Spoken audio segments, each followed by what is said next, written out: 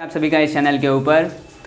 अभी तक मैंने इस चैनल के ऊपर जो छोटी छोटी डेफिनेशन है, बेसिक कंसेप्ट है और जो शॉर्ट ट्रिक है वो सारे मैंने अपलोड किए हैं, उससे रिलेटेड वीडियो अपलोड किए हैं। जैसे आप इस चैनल के ऊपर विजिट करोगे तो आपको पता चलेगा। ओके, और आज से मैं लेसन वाइज वीडियो अपलोड करूँगा और क्लास 10 से हम लोग सबसे पहले स्टार्ट करेंगे। और क्लास 10th में यूनिट नंबर 1 मैं स्टार्ट करने जा रहा हूँ आज, जो है real number. First of all हम देखेंगे रियल नंबर का इंट्रोडक्शन क्या है, फिर उसके बाद 1.1 एक्सरसाइज को फिनिश करने के लिए हमें किन किन चीज़ों की ज़रूरत पड़ेगी वो हम देखेंगे। ओके, तो स्टार्ट करते हैं इसकी बेसिक डेफिनेशन क्या और इसके बारे में बेसिक बातें और क्या क्या है वो देखते हैं। तो रियल नंबर यानी वास्तविक संख्या है। इससे पहले हमने क्लास में 9th में, 8th में, 7th में, 6th में, पीछे वाली क्लासों में हमने और भी संख्याओं के बारे में जाना हुआ है। तो सबसे पहले उससे हम देख लेते हैं हमने क्या क्या और संख्या के बारे में जानते हैं। जैसे आपने इस प्रकार की संख्या देखी थी 9th में, जैसे किसी सेट के अंदर 1 2 3 4 इस तरीके से धनात्मक संख्याएं होती थी। 1 2 3 ऐसे एक ऑर्डर में रहता था धनात्मक संख्या। तो इस प्रकार की संख्या को आप नेचुरल नंबर कहते थे, यानी प्राकृतिक संख्या है। ठीक है, इस प्रकार की संख्या को हम कहते थे प्राकृतिक संख्या, राइट। इस प्रकार की संख्या को हम प्राकृतिक संख्याएं कहते थे। Okay, natural number. और इसको दर्शाया जाता था कैपिटल N से, राइट।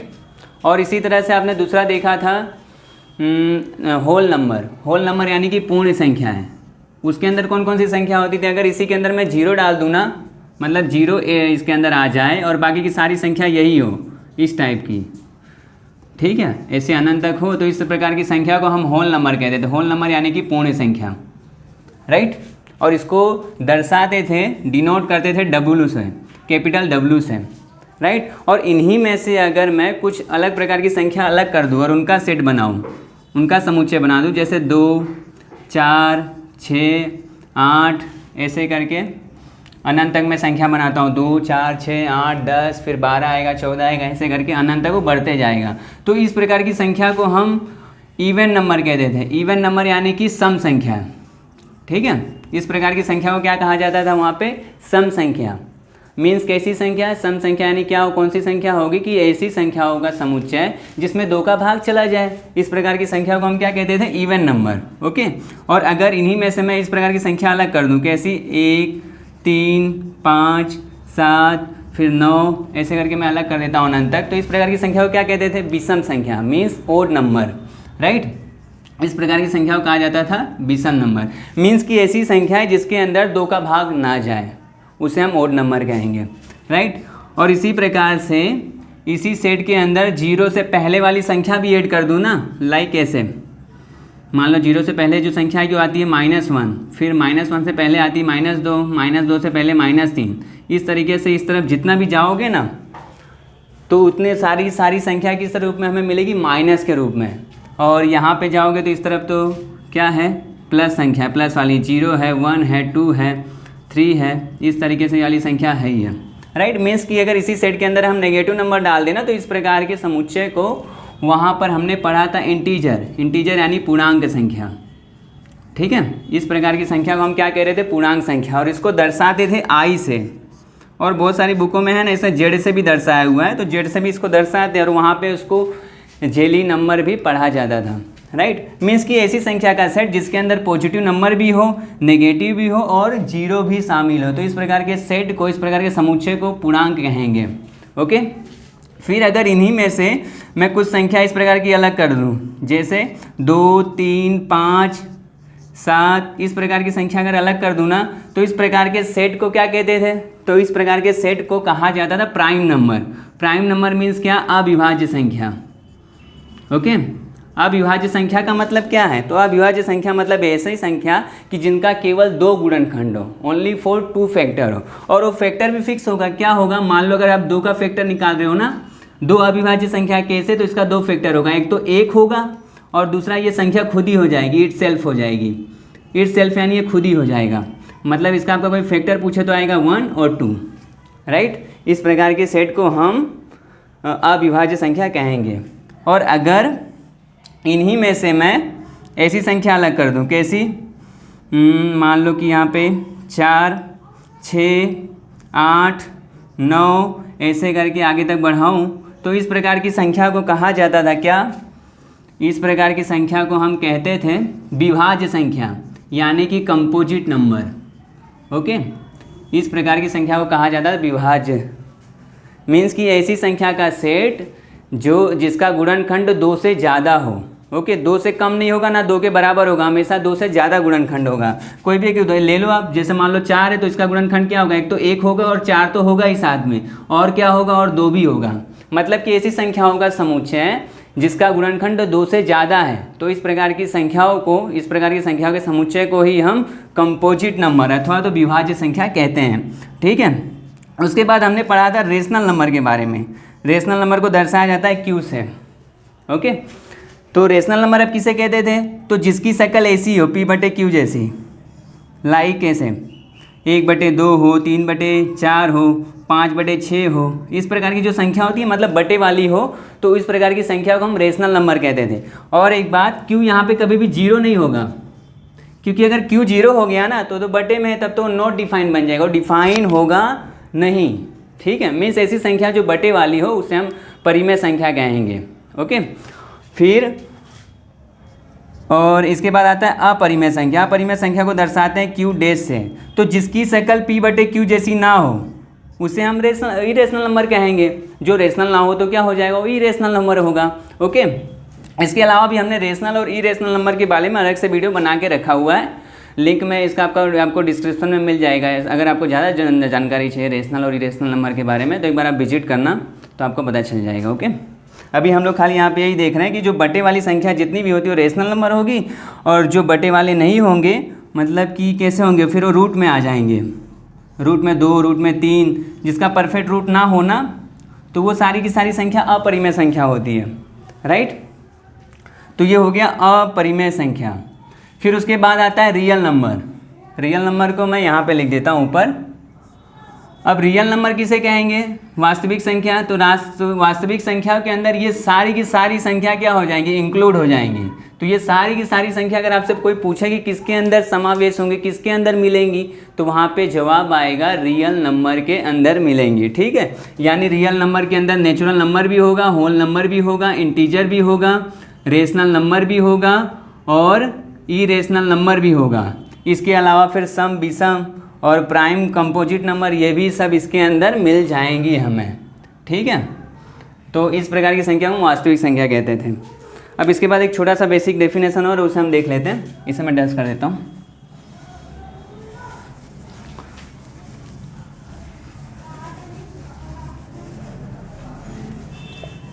उसके बाद एक छोटा सा बेसिक कंसेप्ट है, उसे देख लो।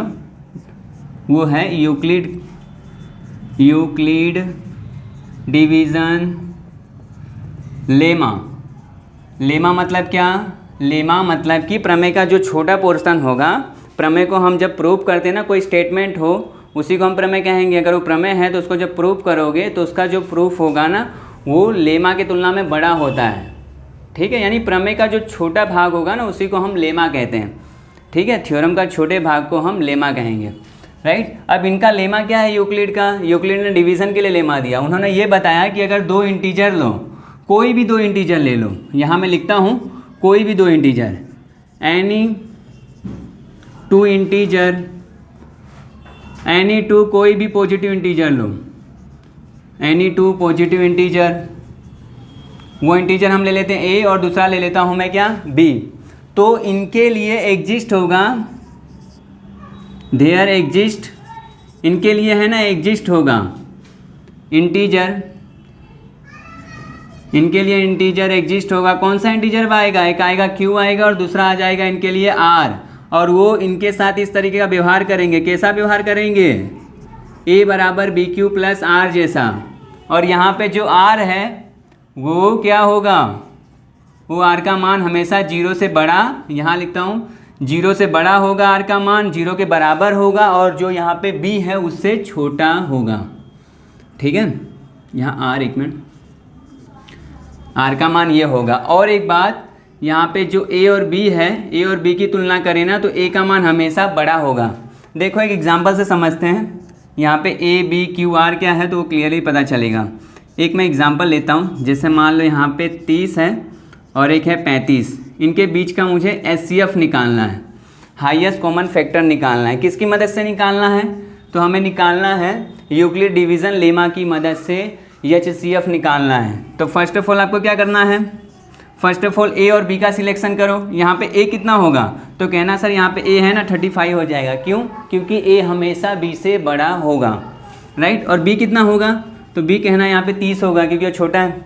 फिर यूक्लिड के पैटर्न में रखो, क्या है यूक्लिड का pattern? BQ + R, right. A की जगह पे कितना रखना है? 33। बी का मान कितना है? 30, यहाँ पे 30 रखो। Q और R को ऐसे लिख देते हैं। अब Q और R का मान निकालने के लिए हम क्या करेंगे? ये 30 को 35 से भाग दे देंगे, अथवा तो जब 30 से 35 को भाग दोगे तो Q और R का मान हमें मिल जाएगा। कैसे मिलेगा? तो यहाँ पे भाग करके देखते हैं। भाग करते हैं, यहाँ लिखना है 35, यहाँ पे लिख देना है 30, ठीक है। लिख दिया, भाग दो तो 1 से भाग चला जाएगा, यहाँ आ जाएगा 30। फिर इसको माइनस करो, 5 में से 0 - 5, 35 में से पूरा का पूरा भाग चला जाएगा। 5 में से 0 - 5 और 3 में से 3 माइनस, यहाँ पे आ जाएगा 0।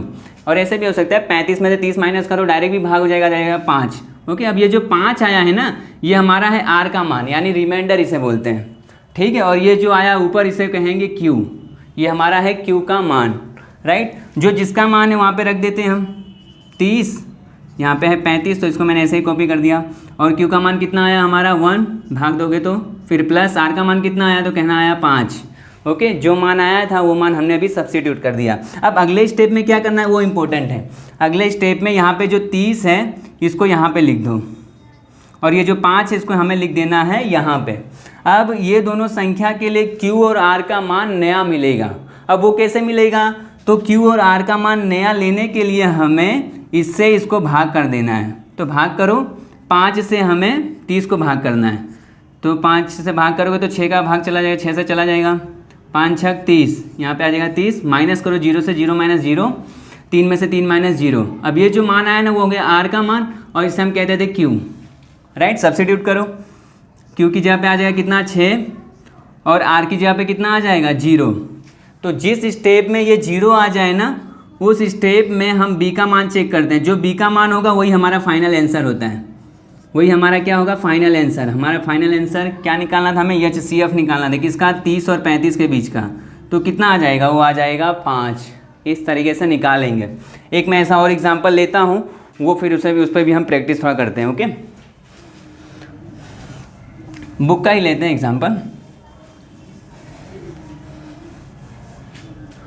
इसे मैं हटा देता हूँ।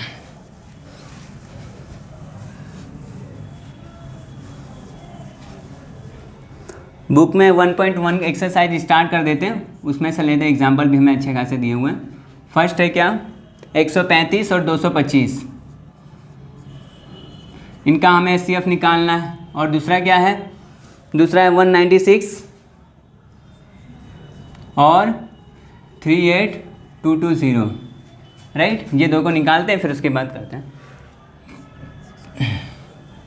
सबसे पहले आपको क्या करना है? इनका HCF निकालना है। तो सबसे पहले A और B का सिलेक्शन करो, A और B को सिलेक्ट करो। यहाँ पे A कितना होगा? तो कहना 225, और B कितना होगा? वो हो जाएगा 135।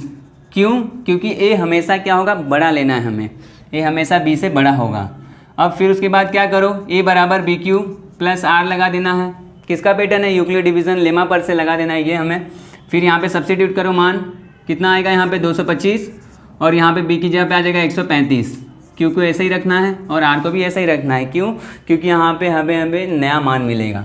Q और R का मान नया मान निकालने के लिए क्या करोगे? 135 से हमें इसमें भाग दे देना है। इससे भाग दो, यहाँ साइड में दे देना है 225, और यहाँ पे आ जाएगा 135, राइट।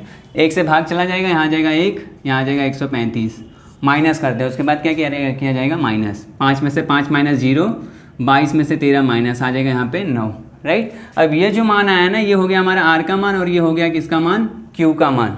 सब्स्टिट्यूट करो, 135, Q की जगह पे कितना आ जाएगा? 1, और R की जगह पे कितना आ जाएगा? 90, यहाँ पे 90। इसको एडिटी जैसे कॉपी कर दो, राइट। उसके बाद वाले स्टेप में हम क्या करते थे? जब Q और R का मान मिल जाए, उसके बाद वाले स्टेप में ये जो 135 है ना, इसको यहाँ लिखना है, और जो ये 90 है इसको लिख देना है यहाँ पे। अब ये दोनों नंबर के लिए हमें Q और R का मान नया मिलेगा, और वो कब मिलेगा, जब आप 90 से इसको भाग दे दोगे तब। तो यहाँ पे भाग दो, इसी में कंटिन्यू कर देना है। भाग दोगे तो 1 से चला जाएगा, यहाँ पे आ जाएगा 90।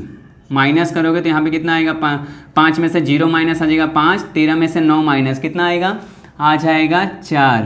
ओके, तो ये जो आया R का मान हो गया, ये Q का मान यहाँ पे रखते हैं। Q का मान आ गया 1, और R का मान कितना आया, R का मान आ गया 45। फिर अगले वाले स्टेप में आपको पता है क्या करना है, उसी चीज़ को रिपीट ही करना है। यहाँ पे 90 को यहाँ लिख दो और 45 को यहाँ पे। ये काम हमें तब तक करना है जब तक कि हमें R का मान 0 नहीं मिल जाए, ठीक है। अब फिर से ये दोनों नंबर के लिए हमें Q और R का मान लाना है। तो क्या करोगे, फिर से 45 से इसको भाग दो, भाग देते हैं इसको, यहाँ आ जाएगा 90, 2 से भाग चला जाएगा, यहाँ आ जाएगा 90, 45 होना 90, माइनस करोगे तो हो जाएगा 0 0। अब R का मान यहाँ हमें मिल गया 0 और Q का मान मिला 2, यहाँ सब्स्टिट्यूट कर दो, आ गया यहाँ पे 0। जिस स्टेप में 0 आ गया ना, वहाँ पे आपका आंसर भी मिल जाएगा हमेशा। ये 0 जिस स्टेप में है ना, तो इस स्टेप में यहाँ पे जो B का मान होगा ना, वही हमारा आंसर होगा। यानी यहाँ पे 225 और 135 का जो HCF होगा वो होगा 45, राइट। ये आप लोग का आंसर हो गया। और क्वेश्चन में अगर यहाँ पे ऐसे दिया हो ना, 135 पहले और 225 बाद में दिया हो, तो इसको आगे पीछे करके लिखोगे यहाँ पे तो चलेगा। ओके, यहाँ आ गया 45। इसी तरीके से इसका निकालते हैं, इसका मैं निकाल देता हूँ। थर्ड वाला ऐसा होगा तो आप लोग निकालना। ये थोड़ा लॉन्ग है, बड़ा दिख रहा है, इसलिए हार्ड लग रहा होगा आप लोग को। यहाँ साइड में मैं नीचे निकालता हूँ, ठीक है, इसको मैं नीचे कर देता हूँ। क्वेश्चन नंबर 2, 196 है ना, तो सबसे पहले A और B का सिलेक्शन करो। A यहाँ पे कितना होगा, तो कहना यहाँ पे हो जाएगा A का मान 38220, और B का मान कितना होगा, तो B का मान कहना यहाँ पे 96 होगा। अब यूक्लिड डिवीज़न लेमा पर से ये पैटर्न लिख देना है। ये पैटर्न में पुट करो वैल्यू, यहाँ आ जाएगा ये B का मान कितना है 196 Q प्लस R। ओके, फिर से यहाँ पे Q और R का मान नया निकालने के लिए हमें इससे भाग देना पड़ेगा। तो भाग देते हैं, चलो 196 यहाँ पे आ जाएगा 38220, ऑलराइट। उसके बाद इससे भाग दो तो 1 से भाग चला जाएगा, यहाँ पे आ जाएगा 196। माइनस करेंगे तो 12 में से 6 माइनस आ जाएगा 2, 12 में से 6 माइनस आ जाएगा 2, सॉरी 12 में से 6 माइनस आ जाएगा 6, राइट। यहाँ पे कितना बचा 7, 17 में से 9 माइनस कितना आएगा 8, यहाँ पे बचा कितना 2, 2 में से 1 माइनस आ जाएगा 1। ओके, यहाँ आ जाएगा 186। ऊपर का देखो ये 2 डिजिट बचा हुआ था ना, इसको हम नीचे लिख देंगे, इसे हम दोनों को नीचे लिख देंगे, राइट। अब देखो यहाँ पे 3 डिजिट से अगर डिवाइड करोगे ना तो छोटा है इससे, इसलिए हम 4 डिजिट ले लेंगे। 4 लोगे तो देखो लगभग इससे बहुत ज़्यादा बड़ा आ जा रहा है। तो अगर हम इसमें 10 का मल्टीपल कर देना तो लगभग उससे थोड़ा सा छोटा आएगा। तो 9 से मल्टीपल कर देते, यानी इसमें 9 का भाग चला जाएगा। 9 से करोगे तो 9 से गुणा करके देखो इसमें कितना आएगा। 196 में 9 का अगर गुणा करें तो कितना आता है, 9 छक्का 54, यहाँ पे 4, यहाँ पे 5, 9 9 या 81, 81 में 5 ऐड करो तो यहाँ पे 6, यहाँ पे 8, 9 एकम 9, 9 प्लस 8 कितना होगा 17, आ जाएगा यहाँ पे 17, यानी 1764 आएगा अगर 9 का हम गुणा करें तो। इसमें इसको यहाँ लिख देना है।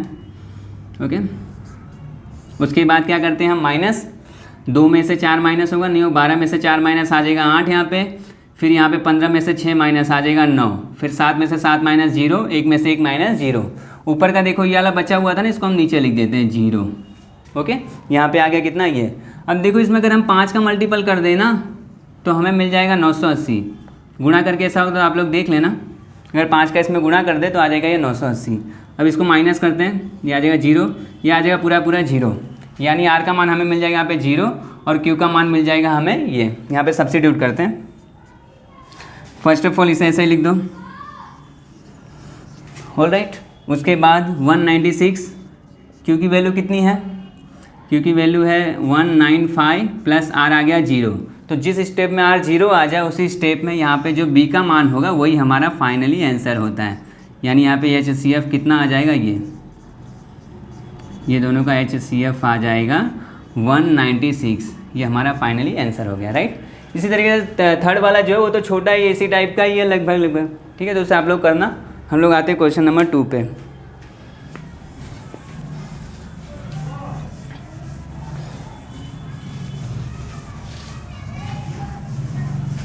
अब क्वेश्चन नंबर 2 हमसे क्या कह रहा है, प्रूफ करना है कि कोई भी positive integer q+1, q+3, q+5 ये हमेशा इस टाइप का इंटीजर, इस प्रकार की संख्या हमेशा ओड इंटीजर होती है, ओड संख्या होती है, मतलब विषम संख्या होती है, ऐसा हमें प्रूफ करना है। ठीक है, यहाँ पे मैं क्वेश्चन लिख देता हूँ शॉर्ट में। क्वेश्चन नंबर 2 में हमें प्रूफ करना है, ये प्रूफ का मैंने शॉर्ट फॉर्म लिखा हुआ है। प्रूफ करना है कि कोई भी पॉजिटिव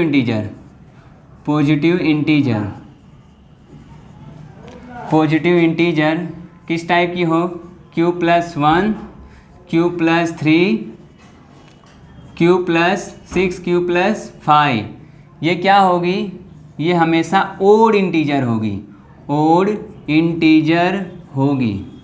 ओड इंटीजर्स होगी, ऐसा हमें प्रूफ करना है। मतलब हमने जितनी भी इंटीजर संख्या पढ़ी है ना, उनके अंदर अगर उनमें से हम ये तीनों संख्या को निकाल देना तो ये तीनों संख्या ओड इंटीजर कही जाती है, इस प्रकार की संख्या, ऐसा हमें प्रूफ करना है। तो इस टाइप की कभी भी अगर संख्या आए ना, तो इसको प्रूफ करने के लिए सबसे पहले 2 इंटीजर ले लो, कोई भी 2 इंटीजर ले लो। हम मान लेते हैं यहाँ पे 2 इंटीजर है a और b, let a and b, ये 2 इंटीजर है, r2 इंटीजर, और इसको हम बता देते हैं पॉजिटिव है, पॉजिटिव इंटीजर है। ठीक है, ऐसा इंटीजर है, पॉजिटिव इंटीजर्स है। ओके, उसके बाद हमें क्या करना है, उसके बाद हमें कुछ भी नहीं करना है, सिर्फ कॉपी करना है। कॉपी कैसा करोगे, लेट b बराबर, यहाँ पे b का मान एक मान लेना है। क्या मान लोगे, यहाँ पे b का मान ऐसा मानना, देखो यहाँ पे हमें अपने मन से नहीं मानना है, यहाँ पे हमें b का मान तो मिल ही जाएगा। कैसे, तो ये वाला पैटर्न देखो ना, तो यूक्लिड डिवीज़न लेमा जैसा ही है, ऐसा है ना, यूक्लिड डिवीज़न लेमा हमने देखा था ना, a बराबर BQ + R। तो देखो क्यू के साथ जो मल्टीपल में होता है ना, वही हमारा b का मान होता है। तो क्यू के साथ यहाँ पे मल्टीपल में क्या है, 6 है ना, तो हम यहाँ पे ले लेंगे b बराबर 6। ओके, यहाँ से हमें b का मान क्या मिल जाएगा, 6 मिल जाएगा। b का मान हमें ऐसे ले लेना है। लेने के बाद हमें यूक्लिड के बारे में क्या पता है, सो बाय यूक्लिड डिवीज़न लेमा, उनका लेमा क्या है, तो उनका लेमा a है, उनका लेमा इस टाइप का है, a बराबर BQ + R, और b का मान आपने कितना कॉपी किया, 6, तो यहाँ पे लिख दो 6, यहाँ पे लिख देना है b का मान। उसके बाद यहाँ पे r का मान क्या होगा, अगर मैं पूछूँ तो r का मान होगा, कहना सर यहाँ पे r का मान 0 के बराबर, 0 से बड़ा होगा r का मान और b से छोटा होगा। और b का मान कितना है, b का मान है यहाँ पे 6, तो यहाँ पे भी आ जाएगा 6, यानी r का मान क्या क्या हो जाएगा, r का मान हो जाएगा यहाँ पे 0 होगा, 1 होगा, 2 होगा, 3 होगा, 4 होगा और 5 भी होगा। इतने मान होंगे r के। ठीक है, अगर r के इतने मान होंगे तो इन r के मानों पर a का मान क्या होगा, तो a का मान ये होगा। क्लियरली हमें क्लियर है, a का मान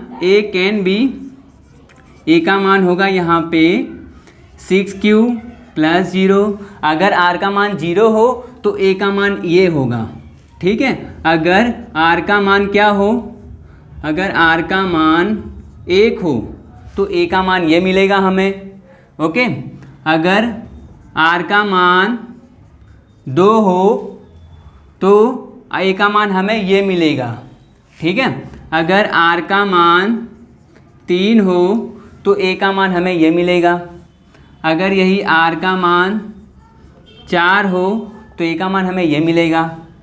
अगर r का मान 5 हो तो a का मान हमें ये मिलेगा। मतलब r का आप मान इसमें सब्स्टिट्यूट करो तो हर बार हमें जो नया आंसर मिलेगा वही a का मान होगा। ठीक है, r के इस अलग अलग मान पर हमें a का ये मान मिलेगा। राइट, उसके बाद आपको कुछ भी नहीं करना है, उसके बाद सिर्फ एक स्टेप आपको और कर देना है बस, उसके बाद फिर आपका पूरा फिनिश। इसके बाद हम देखें, अगर a में a को ऑब्जर्वेशन करो तो यहाँ पे हम a को ऐसा लिख सकते हैं, a को हम लिख सकते हैं बट हम a को ऐसा लिख सकते हैं, बट a = ये वाले मान को हम लिख सकते हैं 2 × 3q, ऐसा मैं लिख सकता हूँ। ठीक है, इसी को मैं ब्रैकेट में लिख देता हूँ। राइट, और फिर a बराबर a के इस वाले मान को, किस वाले मान को, इस वाले मान को, इस वाले मान को और इस वाले मान को मैं ऐसा लिख सकता हूँ 2 × 3q + 1। ओके, ऐसा लिख सकता हूँ। क्या किया हमने, यहाँ से 2 कॉमन निकाल लिया। सेम इसी तरीके से मैं 2 कॉमन इसमें से भी निकाल लेता हूँ, किसमें से, जिसके नीचे अंडरलाइन है, इसके नीचे से 2 कॉमन निकालूंगा तो क्या बचेगा यहाँ पे 3q + 2, ये आ जाएगा। ओके, क्या किया हमने, 2 कॉमन निकाल लिया है, मल्टीपल में है यहाँ पे। अब देखो ये सारे ए के मान कैसे हैं, ये सारे के सारे ए के मान ऐसे हैं जो कि 2 के मल्टीपल में हैं। ये 3 मान कैसे हो गए, 2 के मल्टीपल वाले हो गए। अगर ये 2 का मल्टीपल है तो इन ए के मानों में 2 का भाग भी चला जाएगा, और अगर 2 का भाग चला गया तो उस संख्या को क्या कहते थे हम, उस संख्या को हम इवन नंबर कहते थे। यानी ये क्या हो गया, इवन नंबर हो गया, और इवन नंबर को ही हम इवन इंटीजर कहेंगे। अगर ए के इन मानों में ये 3 इवन इंटीजर हो गया तो बचे हुए क्या होंगे, बचे हुए इंटीजर क्या होंगे, वो हो जाएगा ओड इंटीजर। ये हो गया आपका काम फिनिश, ये हो गया पूरा। यहाँ पे जो बचे हुए हैं इंटीजर, कौन से इंटीजर से बचे हुए हैं, तो वो है ये 6q + 1 और क्या है 6q + 3 और क्या है 6q + 5। आर कैसे इंटीजर होंगे, आर ओड इंटीजर्स। ये रहा आपका काम हो गया पूरा, यहाँ पे क्वेश्चन पूरा फिनिश। ओके, ये रहा प्रूफ भी हो गया। यहाँ पे हमें एक चीज़ लिख देना है क्या, कि ये कैसे इंटीजर्स है, ये इवन इंटीजर्स हैं, ये इवन इंटीजर्स हैं। ठीक है, इस तरीके से हो जाएगा हमारा पूरा प्रूफ, राइट। उसके बाद आते हैं क्वेश्चन नंबर 3 में। क्वेश्चन नंबर 3 हमें क्या कह रहा है, क्वेश्चन नंबर 3 ये कह रहा है, रुकिए पहले मैं इसे डस्ट कर देता हूँ।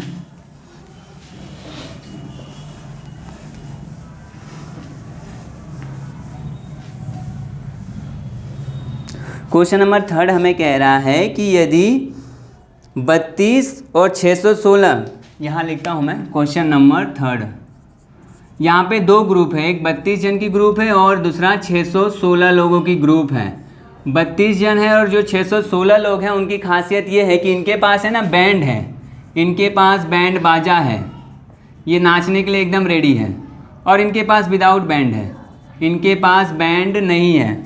और दोनों ही ग्रुप क्या है, आर्मी की ग्रुप है। और इनके ग्रुप की विशेषता ये है, इनको एक लाइन, इनको है ना अलग अलग लाइनों में खड़ा रहना है, और उन लाइन में ये बात का ध्यान रखना है कि जिनके पास बैंड है वो हमेशा आगे रहेंगे, यानी 32 जन आगे रहेंगे हमेशा जो कि बैंड वाले हैं, और जो 616 लोग हैं वो उनके पीछे रहेंगे। उनको पीछे रह करके लाइन में क्या करना है, मार्च करना है। मार्च का मतलब होता है 26 जनवरी 15 अगस्त में एक परेड कराई जाती है, वो उनके साथ करना है, चलना होता है बेसिकली, और कुछ नहीं। उनको है ना एक शेड्यूल के हिसाब से और एक मार्चिंग के दौरान एक मतलब स्टाइल में चलना होता है, सभी को डिसिप्लिन को फॉलो करते हुए। ठीक है, तो हमें ये बताना है कि यहाँ पे ये लोग कितनी ऐसी लाइनें बनाएंगे कि जिससे कि सभी लाइनों में इनकी आर्मी वालों की संख्या समान रहे। मान लो अगर इसमें 20 जन खड़े हैं ना, तो इसमें भी 20 ही खड़े होंगे, इसमें भी 20 होंगे, इसमें भी 20 होंगे, इसमें भी 20 होंगे। तो ऐसी कितनी लाइन बनेगी इनकी, हाँ, तो ऐसी कितनी लाइनें बनेगी। तो एक बात अगर ध्यान से अगर आप ऑब्जर्व करो ना, तो सभी में हमें संख्या बराबर बताना है, किसी में भी कम ज़्यादा नहीं है।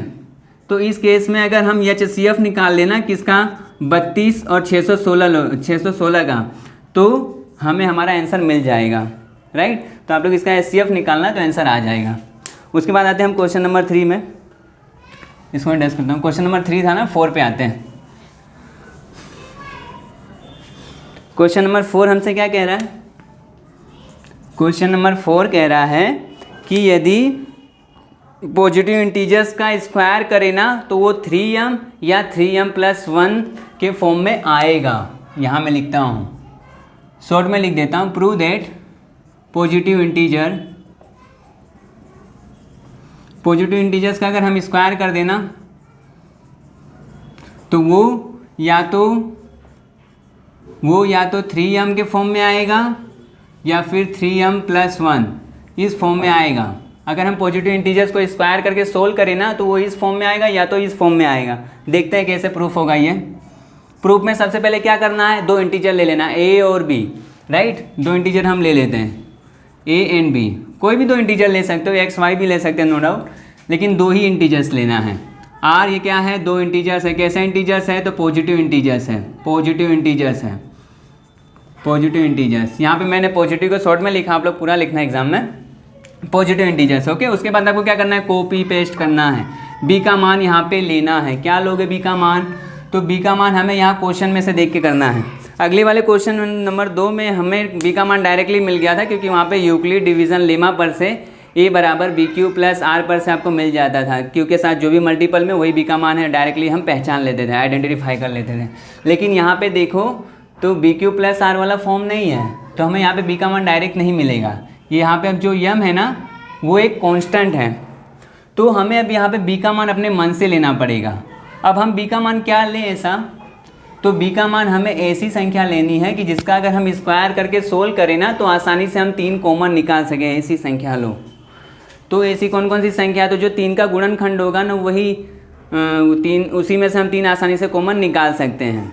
तो 3 के तो गुणनखंड काफ़ी हो जाएंगे, है ना। अगर उनका फैक्टर आप देखने जाओ तो बहुत सारे हमें मिल जाएंगे, तो उनमें से हमें जो सबसे छोटा फैक्टर है वो लेना है। तो सबसे छोटा क्या मिल जाएगा, जिनमें से 3 आपको आसानी से कॉमन निकल सकता है, तो 3 इटसेल्फ हो जाएगा, 3 खुद ही होगा। तो यहाँ पे हम बी का मान ले लेंगे 3। ओके, उसके बाद आपको किसका यूज करना है, यूक्लिड डिवीज़न लेमा का यूज करना है। ठीक है, यूक्लिड डिवीज़न लेमा का यूज करना है। क्या है यूक्लिड डिवीज़न लेमा, ए बराबर बी क्यू प्लस आर है। बी का मान कितना लिया आपने 3, तो यहाँ पे 3 रख दो। ठीक है, अब इसके लिए ए का मान, सॉरी पहले आर का मान लो। आर का मान क्या क्या आएगा, तो आर का मान 0 से बड़ा होगा, 0 के बराबर होगा, और बी से छोटा। बी से छोटा यानी कितने से छोटा, तो कहना 3 से छोटा। यानी आर का मान यहाँ पे क्या क्या हो सकता है, 0 होगा, 1 होगा, 2 होगा। ओके, आर का ये मान होगा। अगर आर का ये मान होगा तो इस मान पर ए का मान क्या क्या होगा, तो ए का मान ये होगा, वो भी निकालना पड़ेगा हमें। क्लियरली ए कैन बी, ए का मान होगा ये 3q प्लस 0, जब आर का मान 0 तो ए का मान ये, और ए बराबर 3q प्लस 1, और ए का मान क्या होगा, एंड यहाँ लिखता हूँ मैं, एंड लिख देते हैं 3q प्लस 2, ये होगा। ठीक है, अब उसके बाद हमें इन पॉजिटिव इंटीजर्स का क्या करना है, स्क्वायर। क्वेश्चन में बोला वो स्क्वायर करने के लिए, तो स्क्वायर करते हैं लाइन से। सबसे पहले 3q का स्क्वायर करो। ओके, उसके बाद 3q प्लस 1 का स्क्वायर, उसके बाद क्या बचा हुआ है 3q प्लस 2 का स्क्वायर। ये सभी का स्क्वायर करना है। स्क्वायर अगर हम इनका करेंगे तो इस फॉर्म में ये कन्वर्ट होगा, ऐसा चेक करना है। अगर ऐसा हो गया तो हमारा क्वेश्चन जो है वो प्रूफ हो जाएगा, सोल्व हो जाएगा। ठीक है, इसका स्क्वायर करो, तो इसका स्क्वायर करोगे तो आ जाएगा 9q स्क्वायर। अब इनमें से मैं 3 कॉमन निकाल देता हूँ, 3 को अलग कर देता हूँ, तो ये हो जाएगा ऐसा 3q का स्क्वायर। राइट, अब इसको ब्रैकेट में रख दो। देखो इसकी जगह पे अगर हम m सपोज कर लें तो ये कुछ इस टाइप से हो जाएगा 3, और इसकी जगह पे आ जाएगा m, यहाँ पे आ जाएगा ऐसा। राइट, और यहाँ पे लिख दो फिर वेयर हमने 3q स्क्वायर को क्या सपोज किया है, हमने सपोज किया m, वेयर लिख के हमें ये दिखा देना है। राइट, उसके बाद इसको भी ओपन करो, a प्लस बी के होल स्क्वायर वाला फॉर्मूला, a का स्क्वायर प्लस 2ab, 2a और b कितना है 1 है, फिर प्लस b का स्क्वायर यानी कितने का स्क्वायर 1 का स्क्वायर। ओके, a का स्क्वायर ओपन करो तो आ जाएगा 9q स्क्वायर प्लस, और यहाँ आ जाएगा 3 दूना 6q, और यहाँ पे 1 का स्क्वायर यानी कि 1 ही आ जाएगा। राइट, उसके बाद क्या करना है आपको, ये दोनों पद में से 3 कॉमन ले लेना है। कॉमन लो, क्या आ जाएगा यहाँ पे 3q स्क्वायर प्लस 2q, और यहाँ पे प्लस 1 साइड में रख देना है। उसमें तो 3 कॉमन आएगा नहीं, इसलिए इसको हमने पहले से साइड में रखा हुआ है। राइट, अब फिर से हमें सपोज करना है, किसको सपोज करना है, इसको सपोज कर लेना है। क्या सपोज करोगे, क्या मानना है, m मान लेना है। तो यहाँ आ जाएगा 3m प्लस 1। राइट, ये अगर इसको मैं m मान लूँ तो आ जाएगा 3m, और साइड में प्लस 1 था ना तो आ जाएगा m। यहाँ वेयर लिख के हमें लिख देना है कि भाई हमने इसको सपोज किया है, m बराबर क्या सपोज किया है, m बराबर हमने सपोज किया 3q square plus 2q। Right, ये हमने सपोज किया हुआ है। अब इसको ओपन करो, इसको ओपन करोगे तो क्या आएगा, ऊपर मैं लिखता हूँ,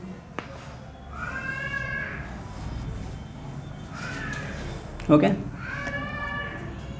3q प्लस 2 का होल स्क्वायर। इसको ओपन करें हम तो आ जाएगा 9q स्क्वायर प्लस 2ab, 2 फिर a के साथ मल्टीपल करोगे तो मैं डायरेक्ट स्टेप लिखता हूँ 2a यानी आ जाएगा 6q प्लस 2 12q, यहाँ आ जाएगा 12q प्लस 2 का स्क्वायर यानी हो जाएगा 4 हो जाएगा ना, 2 का स्क्वायर करोगे तो डायरेक्ट हम खोलते हैं। उसके बाद क्या करना है आपको, उसके बाद इस 4 को, ये दोनों को पहले तो ऐसे लिख दो, it is 9q square plus 12q plus 4 को क्या करोगे, सेपरेट करके लिख देना है ऐसे, 3 + 1। अब इससे क्या एडवांटेज होगा, इससे हमें तीनों पद में से 3 कॉमन मिल जाएगा, 3 कॉमन निकाल लो तो यहाँ बचेगा 3q² प्लस यहाँ आ जाएगा 4q, यहाँ आ जाएगा 1 और +1 को हमने साइड में रखा तो इसको साइड में लिख दो। अब क्या करना है, इसको हम n मान लेंगे, अब इतने को हमें m मान लेना है तो यहाँ आ जाएगा 3m + 1, फिर वेयर जो आपने m सपोज किया है उसे यहाँ लिख देना है, होगा ओके। तो यहाँ पे ये क्वेश्चन हो गया पूरा प्रूफ। क्या प्रूफ हुआ, अगर हम पॉजिटिव इंटीजर्स का स्क्वायर करें तो वो या तो इस फॉर्म में आएगा या फिर इस फॉर्म में आएगा, ओके, यही हमें प्रूफ करना था, राइट। तो यहाँ पे ये हो गया पूरा सॉल्व। उसके बाद है लास्ट क्वेश्चन, क्वेश्चन नंबर 5। उसके अंदर हमें क्या करना है, पॉजिटिव इंटीजर्स का अगर हम क्यूब कर देना तो वो 9m या 9m + 1 या फिर 9m + 8 इस फॉर्म में आएगा अगर हम सोल्व करें तो उसको, ठीक है। तो चलो देखते हैं इसे मैं डस्ट कर देता हूँ। यहाँ पे पहले मैं क्वेश्चन लिख देता हूँ, question number 5। Question number 5, prove that ये शॉर्ट फॉर्म है प्रूव दैट का। प्रूव करना है कि अगर पॉजिटिव इंटीजर्स का क्यूब करें तो वो या तो 9m होगा या 9m + 1 आएगा या फिर 9m + 8 स्वरूप में होगा अगर उसको हम सोल्व करें तो चलो प्रूफ करना है। ऐसे क्वेश्चन में हमेशा 2 इंटीजर ले लेना है, a और b, ओके। a और b 2 इंटीजर्स ले लेना और इंटीजर्स कैसे होने चाहिए, पॉजिटिव। उसके बाद क्या करना है, कॉपी पेस्ट में क्या करोगे, b का मान लोगे।